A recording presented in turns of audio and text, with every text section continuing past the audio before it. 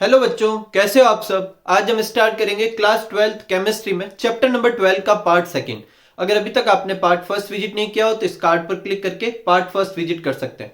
Part first में अपन ने aldehyde ketone के नोमेनक्लेचर किए थे और साथ में उसकी प्रिपरेशन रिएक्शन की थी।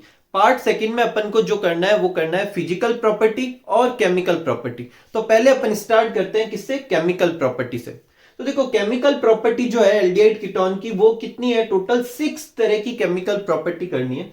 उसमें से सबसे पहली जो 2 है वो आज की वीडियो में करने वाले हैं। आज का वीडियो थोड़ा सा छोटा होगा कंपैरेटिवली, क्योंकि अगले जो 2 है वो मेरे को एक साथ करवानी पड़ेगी तो वीडियो थोड़ा सा बड़ा हो जाएगा। तो अपन 2 आज में करेंगे रिएक्शन। कौन कौन सी, न्यूक्लियोफिलिक एडिशन रिएक्शन और न्यूक्लियोफिलिक एडिशन एलिमिनेशन रिएक्शन। तो पहले अपन करते हैं क्या, न्यूक्लियोफिलिक एडिशन रिएक्शन। तो देखो इसको समझते हैं अच्छे से कि जो अपने एल्डिहाइड हो या कीटोन हो दोनों में क्या होता है, सीओ ग्रुप होता है। कौन सा होता है, सीओ ग्रुप। और सी और ओ के बीच में क्या है, डबल बॉन्ड। जब भी मल्टीपल बॉन्ड किसी कंपाउंड में हो तो वो जनरली एडिशन रिएक्शन देता है। कुछ एक्सेप्शन है, कुछ उसके और भी कारण हो सकते हैं, लेकिन जनरली मल्टीपल बॉन्ड होने पर उस पर चीजें आके जुड़ती है। डबल बॉन्ड किस में कन्वर्ट हो जाएगा, सिंगल बॉन्ड में।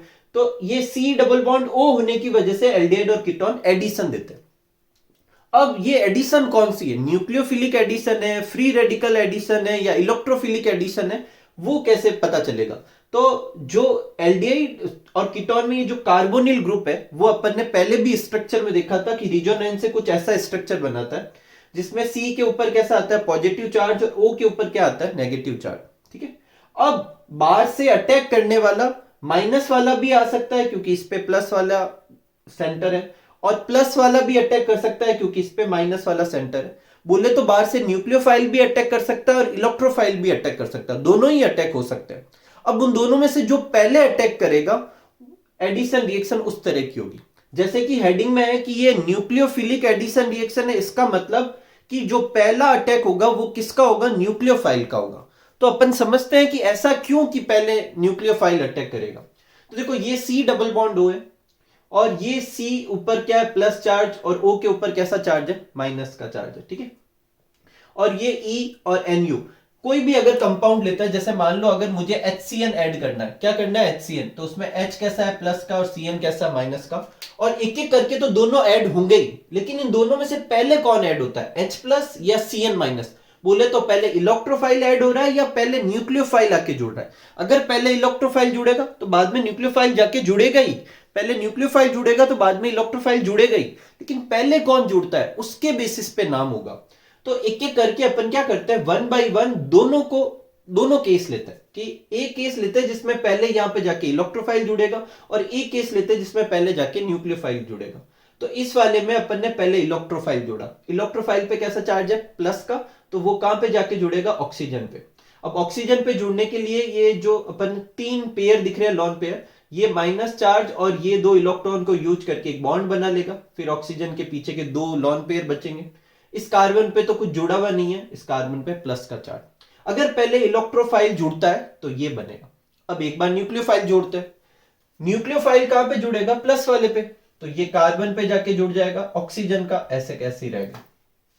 अब इन दोनों में से कौन ज्यादा स्टेबल है ये चेक करेंगे। और वो कैसे करेंगे, तो देखो वो इंटरमीडिएट ज्यादा स्टेबल होता है जिसमें हर एटम का ऑक्टेट कंप्लीट हो। तो यहां चेक करते हैं, देखो इसमें अगर कार्बन का देखो एक बॉन्ड को 2 इलेक्ट्रॉन समझना है, तो 2 इलेक्ट्रॉन, 4 इलेक्ट्रॉन और 6 इलेक्ट्रॉन, टोटल कितने हो रहे हैं, 6। कार्बन के कितने होने चाहिए थे, 8 होने चाहिए थे। इसका मतलब कार्बन का ऑक्टेट कंप्लीट नहीं है। ऑक्सीजन का चेक करते, देखो 2 इधर और 2 इधर, 4, फिर 5, 6, 7, 8, जो लॉन पेयर लगे हुए उनको भी काउंट कर लिए, 8 हो रहे। ठीक है। तो इस तरीके से कार्बन का तो जो ऑक्टेट है वो कंप्लीट नहीं है, ऑक्सीजन का कंप्लीट है। उसमें देखते हैं, अगर ये वाला देखो तो इसमें देखो 2, 4, 6 और 8 कार्बन का पूरा। ऑक्सीजन का देखते हैं, एक बॉन्ड बना हुआ, उसके कितने इलेक्ट्रॉन बनेंगे, 2। और देखो 3 पेयर ऊपर दिख रहे हैं डॉट के, तो 3 पेयर बोले तो 6, 6 और 2 कितने हो गए, 8। तो इसमें तो कार्बन और ऑक्सीजन दोनों का ऑक्टेट कंप्लीट है, जबकि इसमें सिर्फ ऑक्सीजन का है। इस वजह से इन दोनों को कंपेयर करूं तो ये वाला इंटरमीडिएट ज्यादा स्टेबल है कंपेरेटिवली इस वाले इंटरमीडिएट के। यही वजह है कि पहले अटैक कौन सा होगा, न्यूक्लियोफाइल का होगा, क्योंकि अगर पहले न्यूक्लियोफाइल अटैक होगा तो स्टेबल इंटरमीडिएट बनेगा और पहले इलेक्ट्रोफाइल अटैक करेगा तो अनस्टेबल बनेगा। तो पहले न्यूक्लियोफाइल अटैक करेगा, ये जुड़ गया। उसके बाद ऑक्सीजन के ऊपर माइनस है ना, तो पीछे वाला प्लस वाला पार्ट आके जुड़ जाएगा। ठीक है, तो एडिशन रिएक्शन क्यों हुई? क्योंकि कार्बन और ऑक्सीजन के बीच में डबल बॉन्ड है, और क्योंकि पहला अटैक न्यूक्लियोफाइल का हो रहा है, इसलिए ये कौन सी एडिशन है? न्यूक्लियोफिलिक एडिशन रिएक्शन है। और क्यों हो रहा है पहला अटैक न्यूक्लियोफाइल का? क्योंकि अगर न्यूक्लियोफाइल पहले अटैक करेगा तो वो कंपेरेटिवली स्टेबल इंटरमीडिएट बना रहा है। ठीक है, तो ये आप नोट कर लीजिए, फिर अपन आगे बढ़ते हैं। आगे बढ़ने से पहले अपन ये देखते हैं कि एल्डिहाइड और कीटोन जो है उनकी न्यूक्लियोफिलिक एडिशन रिएक्शन के लिए रिलेटिव रिएक्टिविटी कैसी होती है। तो इसको अपन दो पॉइंट में समझेंगे। पहले समझेंगे इंडक्टिव इफेक्ट के बेसिस पे, और फिर समझेंगे स्टेरिक इफेक्ट के बेसिस पे। मैं आपको एकदम बेसिक से समझाऊंगा। देखो इंडक्टिव इफेक्ट क्या होता है, पहले अपन ये देखते हैं। तो इंडक्टिव इफेक्ट क्या होता है कि जैसे सपोज करो कि ये दो एटम है, एक एटम ये और एक ये, ठीक है, यहाँ पर कोई ग्रुप भी हो सकता है, ठीक है, और ये अपन कार्बन समझ लेते हैं, और इन दोनों के बीच में बॉन्ड है। तो ये जो ग्रुप होगा वो दो तरीके का हो सकता है, या तो ये बॉन्ड के इलेक्ट्रॉन को सामने वाले की तरफ पुश करे, और या ये बॉन्ड के इलेक्ट्रॉन को अपनी तरफ खींचे। ठीक है, सामने वाले की तरफ कब पुश करेगा? जब सामने वाला इससे ज़्यादा इलेक्ट्रोनेगेटिव होगा, और अपनी तरफ कब खींचेगा? जब ये खुद ज़्यादा इलेक्ट्रोनेगेटिव ग्रुप कंटेन करेगा। ठीक है, अगर ये सामने वाले की तरफ इलेक्ट्रॉन को पुश करता है तो इसे कहेंगे प्लस आई इफेक्ट। खुद की तरफ इलेक्ट्रॉन को मतलब अट्रैक्ट करेगा, या मतलब इलेक्ट्रॉन क्लाउड को अपनी तरफ मूव करवाएगा, तो इसको क्या कहेंगे? Minus I effect. अब वापस ध्यान से समझना, अगर प्लस आई इफेक्ट वाला ग्रुप जुड़ा हुआ है तो वो क्या करेगा? सामने इलेक्ट्रॉन पुश करेगा। इसका मतलब सामने वाले या जो अटैच एटम है उसके ऊपर इलेक्ट्रॉन डेंसिटी बढ़ा देता है। क्या करेगा? Increase electron charge density. और इलेक्ट्रॉन कैसे होते हैं? माइनस के। इसका मतलब वो अटैच एटम पर माइनस चार्ज को तो क्या करता है? बढ़ाता है। या अपन ऐसे कह सकते हैं कि प्लस चार्ज को वो क्या करता है? कम करता है। मैं फिर रिपीट कर रहा हूं कि प्लस आई इफेक्ट वाले कौन से होते हैं? जो बॉन्ड के इलेक्ट्रॉन को अपनी तरफ ना मूव करवा के सामने वाले की तरफ पुश करते हैं, मतलब सामने वाले पर इलेक्ट्रॉन की डेंसिटी को बढ़ाते हैं। इससे वो अटैच जो एटम है उसके ऊपर नेगेटिव चार्ज बढ़ाते हैं और पॉजिटिव चार्ज को कम करते हैं। ठीक है, क्योंकि इलेक्ट्रॉन इसकी तरफ आ रहे हैं तो इलेक्ट्रॉन यहाँ ज़्यादा होंगे तो नेगेटिव चार्ज बढ़ेगा, पॉजिटिव चार्ज तो कम ही होगा क्योंकि नेगेटिव आ रहा है। माइनस आई ग्रुप वाला अगर जुड़ा हुआ है तो वो क्या करेगा? बॉन्डेड इलेक्ट्रॉन या इलेक्ट्रॉन क्लाउड को अपनी तरफ मूव कराएगा, तो अटैच जो एटम है उस पे इलेक्ट्रॉन चार्ज डेंसिटी कम होगी। अब माइनस कम होगा और प्लस क्या होगा? बढ़ेगा। ठीक है, माइनस कम होगा, प्लस बढ़ेगा। अब अपने न्यूक्लियोफिलिक एडिशन पे देखते हैं इसका क्या इफेक्ट पड़ता है। तो देखो न्यूक्लियोफिलिक एडिशन जो रिएक्शन होती है उस पे देखते हैं कि इसका क्या इफेक्ट होता है। तो न्यूक्लियोफिलिक एडिशन रिएक्शन में क्या होता है? सी डबल बॉन्ड ओ होता है। रिएक्शन करने से पहले अपन ने इसका एक रिजोनेटिक स्ट्रक्चर बनाते हैं ऐसे, जिसमें ऑक्सीजन के ऊपर माइनस चार्ज और कार्बन के ऊपर प्लस बनाते हैं। और अपन ने ये देखा कि पहले कौन आकर अटैक करता है? न्यूक्लियोफाइल करता है। तो रिएक्टिविटी इस बात पे डिपेंड करेगी कि न्यूक्लियोफाइल कितना आसानी से यहाँ अटैक कर रहा है, और ये इस बात पे डिपेंड करेगा कि ये जो एटम है इसके ऊपर प्लस चार्ज कितना है। अगर प्लस चार्ज ज़्यादा है तो न्यूक्लियोफाइल आसानी से अटैक करेगा, अगर प्लस चार्ज कम है तो न्यूक्लियोफाइल मुश्किल से अटैक करेगा। तो attack of nucleophile on carbonyl group is easily when positive charge on carbon is more. Positive charge ज़्यादा होता है तो आसानी से क्या होता है? अटैक होता है। अब देखो प्लस आई वाले तो क्या करते हैं? पॉजिटिव चार्ज को कम करते हैं, और माइनस आई वाले क्या करते हैं? पॉजिटिव चार्ज को बढ़ाते हैं। इसका मतलब अगर प्लस आई वाला ग्रुप जुड़ा हुआ है तो ये इस कार्बन के ऊपर चार्ज को क्या कर देंगे? कम कर देंगे, जो कि अच्छा नहीं होगा, और रिएक्टिविटी क्या हो जाएगी? कम। अब एल्डिहाइड और कीटोन और जो भी है इनमें जो यहाँ पर ग्रुप जुड़ते हैं वो जनरली एल्काइल ग्रुप जुड़ते हैं, और alkyl group plus I effect का होता है। तो सबसे बेसिक लेते हैं ये फॉर्मेल्डिहाइड। इसमें यहाँ पर दोनों एच है, और एच का ना तो प्लस आई होता है ना माइनस आई। फॉर्मेल्डिहाइड के अलावा और कोई एल्डिहाइड ले तो एक तरफ क्या आएगा? एल्काइल ग्रुप, और एल्काइल ग्रुप का क्या होता है? प्लस आई, तो वो इस तरफ इलेक्ट्रॉन को पुश करेगा, मतलब इस कार्बन पे प्लस चार्ज को क्या करेगा? कम कर देगा। तो प्लस चार्ज कम हो जाएगा तो ये वाला कंपाउंड जो है इसके कंपेयर में कम रिएक्टिव हो जाएगा। इसका मतलब इन दोनों में फॉर्मेल्डिहाइड जो होता है वो ज़्यादा रिएक्टिव होता है, बाकी के कोई भी एल्डिहाइड उठाएंगे तो फॉर्मेल्डिहाइड से कम रिएक्टिव होगा। अब कीटोन जो है, कीटोन में तो दोनों ही तरफ एल्काइल ग्रुप जुड़े होते हैं, और दो एल्काइल ग्रुप जुड़े हुए हैं तो ये दोनों इलेक्ट्रॉन को पुश करेंगे और इस कार्बन पे प्लस चार्ज को और कम कर देंगे।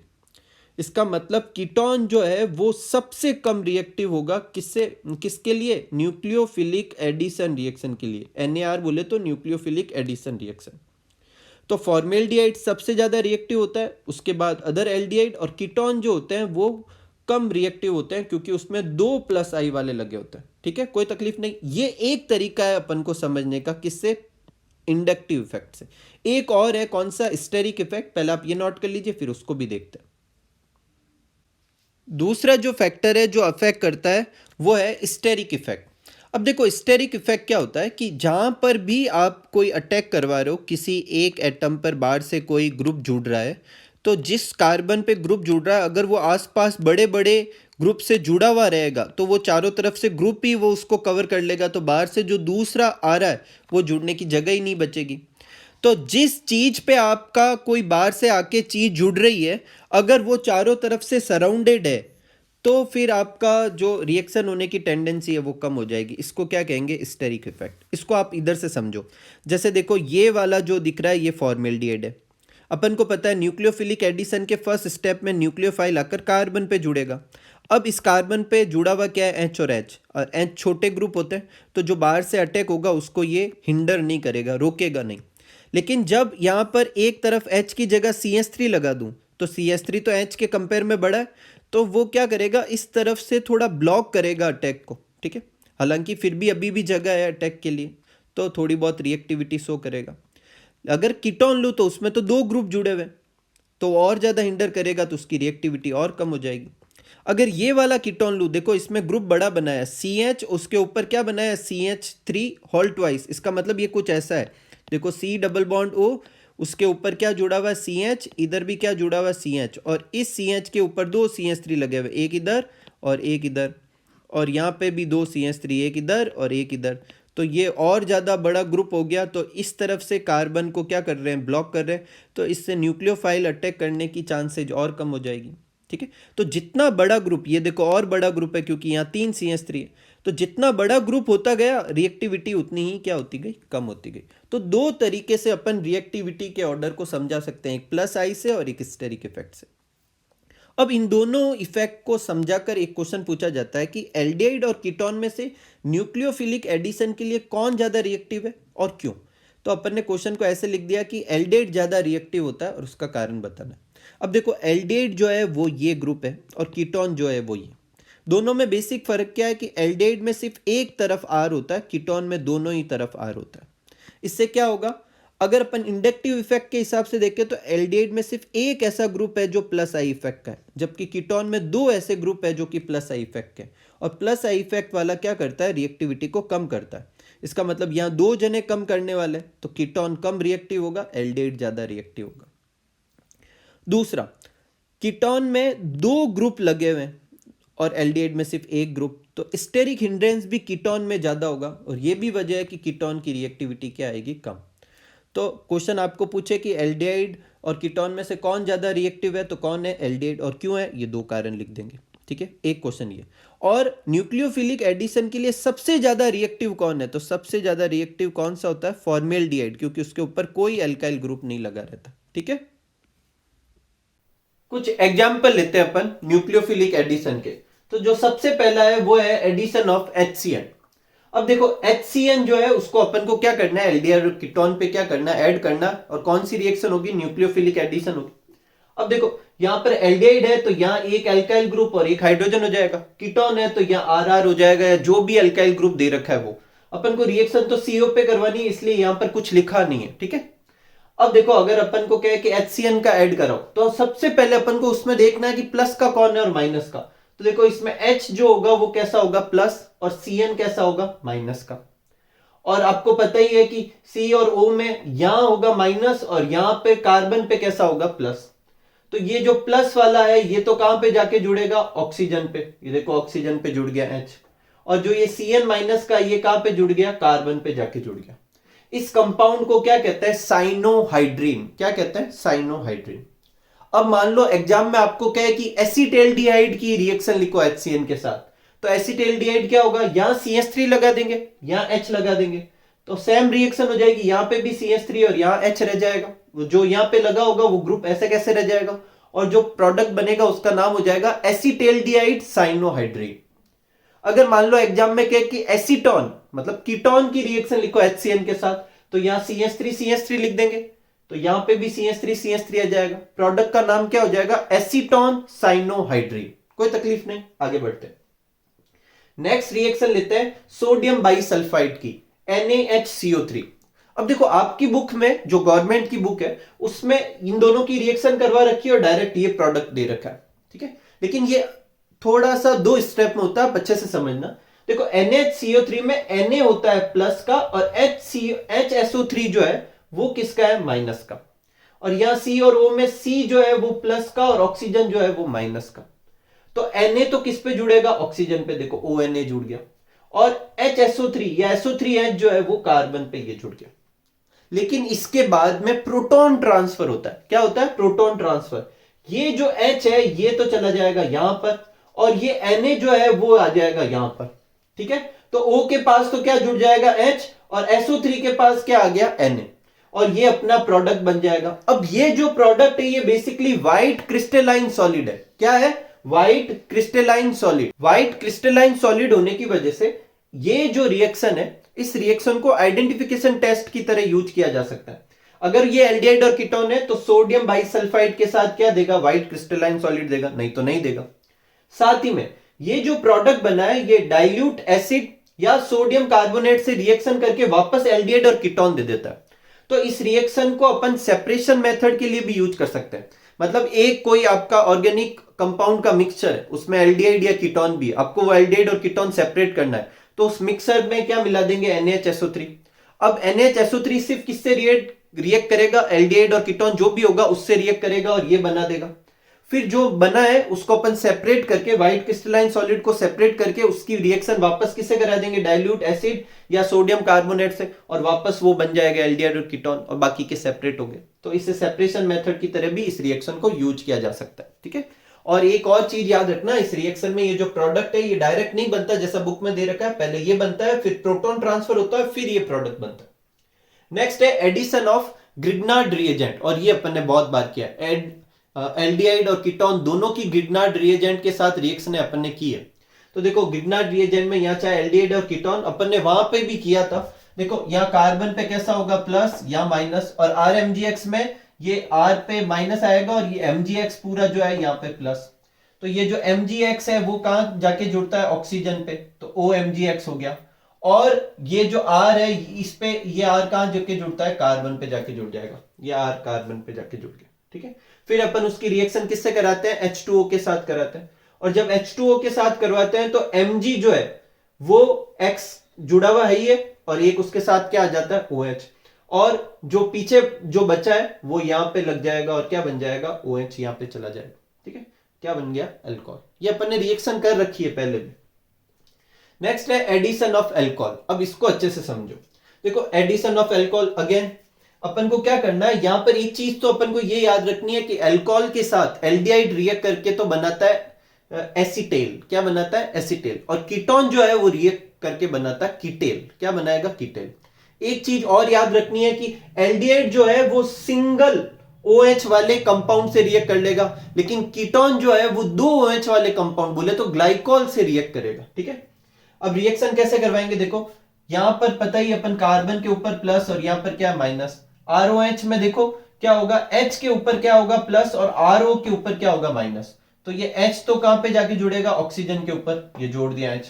और OR कहां जुड़ेगा, कार्बन के ऊपर, कार्बन, ठीक है। यहां पर इस कार्बन पे दोनों OR होगा तब एसीटेल बनेगा। अभी एक पे ही है तो इसे कहेंगे हेमी एसीटेल। फिर इस हेमी एसीटेल पे फिर ड्राई HCl और अल्कोहल की रिएक्शन करवाते हैं। अगेन ध्यान से सुनना, या ROH का जो अपने H है वो H, और ये OH क्या बना लेगा, H2O, बाहर निकल गया। पीछे क्या बचा, OR, वो यहां OH की जगह आ जाएगा। और अब ये क्या बन गया, एसीटेल।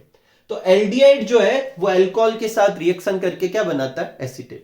तो ये एक और रिएक्शन बाकी है अपन की कीटोन के अल्कोहल के साथ, बाकी यही रिएक्शन है अपने न्यूक्लियोफिलिक एडिशन में। वापस रिपीट कर देता हूं, HCN की है, सोडियम बाइसल्फाइड की है, ग्रिग्नार्ड रिएजेंट की है और अल्कोहल की है। अपन को इन सारी रिएक्शन में क्या करना है, पहले आइडेंटिफाई करना है प्लस का कौन है, माइनस का, फिर प्लस वाले को ऑक्सीजन पे जोड़ देना और माइनस वाले को कार्बन पे। एकदम सिंपल सा, कोई तकलीफ नहीं। तो ये आप नोट कर लीजिए, फिर अपन आगे बढ़ते हैं।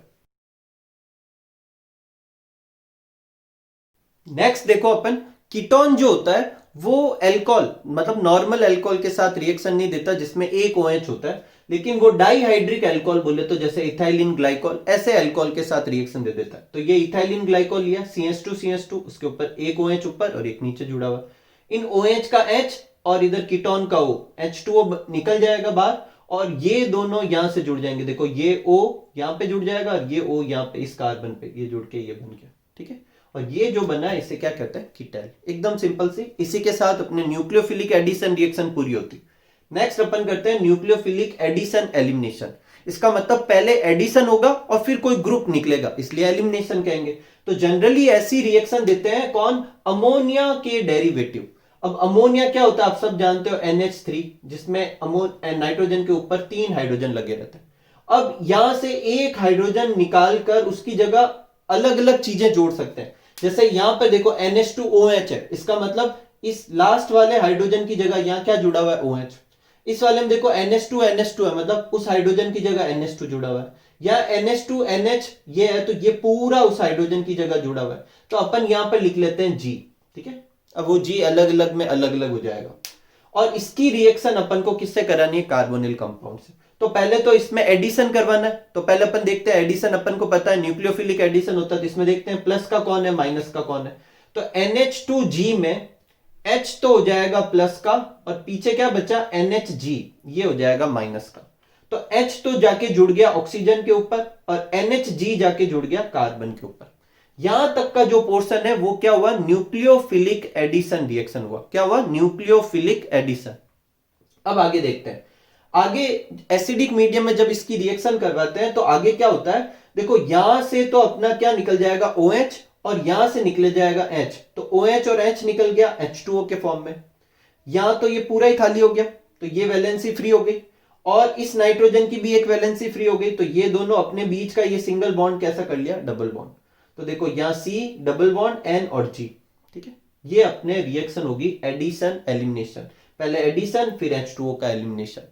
अब यहां पर ये जितने प्रोडक्ट दे रखे हैं ये सब इसी पैटर्न में, सॉरी प्रोडक्ट क्या, रिएक्टेंट दे रखे हैं, वो सब इसी पैटर्न में रिएक्शन देंगे। जैसे मान लो NH2OH, जिसको एग्जाम में कहेंगे हाइड्रोक्सिल एमीन की रिएक्शन कर रहा हूं, तो देखो यहां पर अपन को इससे कंपेयर करना। देखो NH2 की जगह NH2, G की जगह क्या लिखा हुआ है, OH लिखा हुआ है। तो इसी पैटर्न में रिएक्शन होती रहेगी, जहां जहां G है वहां OH OH लिखते रहेंगे, लास्ट में भी यहां पर क्या लग जाएगा, OH। तो प्रोडक्ट क्या बन जाएगा, C डबल बॉन्ड NOH। देखो C डबल बॉन्ड NOH, और इसको क्या कहेंगे, ऑक्सीजन। अगर अपन हाइड्रोजीन की रिएक्शन करवाते हैं तो देखो NH2 और आगे वाला G होता है, तो ये G की जगह आ जाएगा। तो लास्ट में भी देखो G की जगह यहाँ C डबल बॉन्ड NG बनता है, C double bond N NH2 बन जाएगा और ये क्या बन जाएगा, हाइड्रोजन। इन सबको आप प्रैक्टिस के लिए 5 रिएक्शन के पैटर्न में लिख लो, इसी पैटर्न में। बस G की जगह वो लिख दो जो G की जगह है, ठीक है, ताकि आपकी प्रैक्टिस हो जाएगी। वैसे फिनाइल हाइड्रोजीन लेते हैं तो फिनाइल हाइड्रोजॉन बनता है, सेमी कार्बेजाइड लेते हैं तो सेमी कार्बेजॉन बनता है, और 2,4 डाइनाइट्रोफिनाइल हाइड्रोजीन लेते हैं तो 2,4 डाइनाइट्रोफिनाइल हाइड्रोजॉन बनता है। एकदम सिंपल सी है, सब में आपको बस क्या करना है, NH2 के नीचे अंडरलाइन कर देना। उसके अलावा जो भी है उस पूरे को अपन को क्या मानना है, G मानना है, ठीक है। ये पूरा G हो जाएगा। तो ये पूरा का पूरा देखो, ये पूरा का पूरा यहां G की जगह लग जाएगा। तो C डबल बॉन्ड N, देखो C डबल बॉन्ड N, और G की जगह ये पूरा था, ये पूरा आगे जुड़ के। और नाम आपको यहां से याद कर लेना है, ये रिएक्टेंट का नाम, ये प्रोडक्ट का नाम, ठीक है।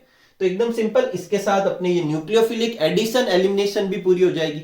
मैं फिर रिपीट कर रहा हूं, आप इन 5 रिएक्शन को पूरी इसी पैटर्न में कर करके लिख लें ताकि आपकी प्रैक्टिस भी हो जाएगी।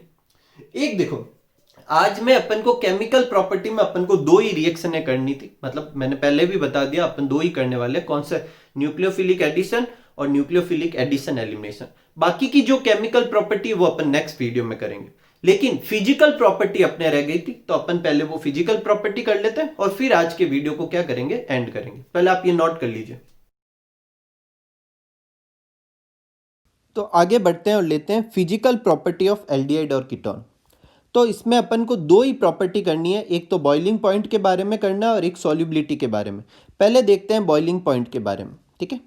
तो अपन सब जानते हैं कि एल्डिहाइड और कीटोन जो होता है वो इसमें ये पोलर बॉन्ड है। CO बॉन्ड जो है पोलर है, ऑक्सीजन के ऊपर माइनस चार्ज और C के ऊपर प्लस चार्ज है। तो ये अपने आप में एक तरह का क्या है, डाइपोल। तो और जो दूसरा एल्डिहाइड और कीटोन का CO ग्रुप होगा वो भी एक डाइपोल। तो डाइपोल डाइपोल के बीच में क्या लगेगा, इंटरेक्शन। इसको क्या कहेंगे, डाइपोल डाइपोल इंटरेक्शन। इससे दो जो मॉलिक्यूल होंगे वो पास पास में आएंगे। तो बॉइलिंग पॉइंट में अपन क्या करना चाहते हैं, इनको दूर करना चाहते हैं। तो दूर करने के लिए अपन को कंपेरेटिवली ज़्यादा क्या देना पड़ेगा, टेम्परेचर देना पड़ेगा। यही कारण है कि एल्डिहाइड और कीटोन इस डाइपोल डाइपोल इंटरेक्शन की वजह से इनका बॉइलिंग पॉइंट जो होता है वो हाइड्रोकार्बन बोले तो एल्केन एल्कीन एल्काइन इनके कंपेयर में क्या होता है, ज़्यादा। लेकिन अगर इसके बॉइलिंग पॉइंट को अपन एल्कोहल से कंपेयर करें तो एल्कोहल में बीच में भी इंटरेक्शन होता है और वहाँ बीच में इंटरेक्शन कौन सा होता है, हाइड्रोजन बॉन्डिंग होता है। कौन सा होता है, हाइड्रोजन बॉन्ड बनता है, ठीक है। एक अल्कोहल का मॉलिक्यूल दूसरे अल्कोहल के मॉलिक्यूल को कौन से बॉन्ड से खींचता है, हाइड्रोजन बॉन्ड से। जबकि यहाँ पर कौन सा लग रहा है, डाइपोल डाइपोल इंटरेक्शन। अब इन दोनों में हाइड्रोजन बॉन्ड जो होता है वो ज़्यादा स्ट्रॉन्ग इंटरेक्शन होता है। इसका मतलब वहाँ पर इनको दूर करने के लिए ज़्यादा एनर्जी देनी पड़ेगी। तो हाइड्रोजन बॉन्ड वाले कंपाउंड का बॉइलिंग पॉइंट क्या होगा, ज़्यादा, और डाइपोल डाइपोल इंटरेक्शन वाले का कंपेरेटिवली कम होगा। तो अल्कोहल का सबसे ज़्यादा होता है। अगर इन तीन का कंपेयर किया जाए, हाइड्रोकार्बन में तो कुछ है नहीं इंटरेक्शन तो उसका बॉइलिंग पॉइंट सबसे कम। उनसे ज़्यादा एल्डिहाइड कीटोन का होता है क्योंकि उसमें डाइपोल डाइपोल इंटरेक्शन होता है। और अल्कोहल का सबसे ज़्यादा होगा क्योंकि उसमें क्या होगा, हाइड्रोजन बॉन्ड वाला इंटरेक्शन होगा। कोई तकलीफ नहीं। एक और चीज़ पूछते हैं अपन को कि बॉइलिंग पॉइंट जो कीटोन के हैं वो ज़्यादा होते हैं किसके कंपेयर में, एल्डिहाइड के कंपेयर में। इसका कारण बताओ। तो देखो कीटोन और एल्डिहाइड का जो बॉइलिंग पॉइंट ज़्यादा होने का कारण है वो ये है कि ये बॉन्ड जो है वो पोलर है। अगर कोई चीज़ इसकी पोलरिटी को बढ़ाता है तो वो बॉइलिंग पॉइंट को और ज़्यादा बढ़ाएगा। अभी अपन ने ये डिस्कस किया था कि एल्काइल ग्रुप जो होते हैं वो प्लस आई इफेक्ट के होते हैं। तो एल्काइल ग्रुप जो होंगे वो क्या करेंगे, इलेक्ट्रॉन को क्या करेंगे, यहाँ की तरफ क्या करेंगे, पुश करेंगे। तो यहाँ पर दो एल्काइल ग्रुप है और यहाँ पर एक एल्काइल ग्रुप है। यहाँ पे दो प्लस आई इफेक्ट वाला है, यहाँ पर एक प्लस आई इफेक्ट वाला है। यही वजह है कि जो कीटोन का जो बॉन्ड होता है वो ज़्यादा पोलर होता है कंपेरेटिवली एल्डिहाइड के। और ये ज़्यादा पोलर होता है तो यहाँ पर कंपेरेटिवली ज़्यादा स्ट्रॉन्ग जो होंगे डाइपोल डाइपोल इंटरेक्शन लगेगा। और इसकी वजह से बॉइलिंग पॉइंट जो होंगे वो कीटोन के क्या होंगे, ज़्यादा होंगे, ठीक है। तो ये आप नोट कर लीजिए, फिर अपन एक और पॉइंट करते हैं। नेक्स्ट लेते हैं सॉल्युबिलिटी। तो देखो सॉल्युबिलिटी जो है, एल्डिहाइड और कीटोन जो होता है वो खुद के साथ तो हाइड्रोजन बॉन्ड नहीं बनाते लेकिन वाटर के साथ जरूर बना लेते हैं। और स्पेशली वो जिनमें 5 कार्बन से कम कार्बन हो तो वो जो होते हैं वो वाटर के साथ हाइड्रोजन बॉन्ड बनाता है। अब वाटर के साथ जो भी हाइड्रोजन बॉन्ड बनाएगा वो वाटर में क्या होगा, सॉल्युबल होगा। तो जैसे ये एल्डिहाइड और कीटोन है, यहाँ पर जो ग्रुप लगे हुए हैं वो अपन ये मान के चल रहे हैं कि उनमें कार्बन के नंबर 5 से कम। तो यहाँ जो देखो CO बॉन्ड जो होता है वो पोलर होता है और ये अपन वाटर का मॉलिक्यूल, ये हाइड्रोजन जो है दो ऑक्सीजन के बीच में एक के साथ बॉन्ड से जुड़ा हुआ है तो एक के साथ वो क्या बना लेगा, हाइड्रोजन बॉन्ड, इधर भी बना लेगा। इस तरीके से ये जो है ये क्या होगा, वाटर में क्या होगा, सॉल्युबल होगा। लेकिन कार्बन के नंबर 5 से कम होने चाहिए। अगर इससे ज़्यादा कार्बन के हैं तो फिर ये हाइड्रोजन बॉन्ड जो है वो वीक होने लगता है और वाटर में इतना क्या सॉल्युबिलिटी नहीं रहती, ठीक है। तो अपन को दो फिजिकल प्रॉपर्टी याद रखनी है, एक बॉइलिंग पॉइंट और एक सॉल्युबिलिटी, ठीक है। इसी के साथ अपन आज के वीडियो के पार्ट को एंड करते हैं। मिलते हैं अगले वीडियो में जिसमें अपन जो रिमेनिंग 3 केमिकल प्रॉपर्टी जो है अपन एल्डिहाइड कीटोन की वो स्टडी करेंगे। तो आप इसको अच्छे से नोट कीजिए, अच्छे से प्रैक्टिस कीजिए। उम्मीद करूंगा कि आप खूब सारा हार्डवर्क करेंगे, खूब खुश रहेंगे, खूब मस्त रहेंगे। Thank you for watching.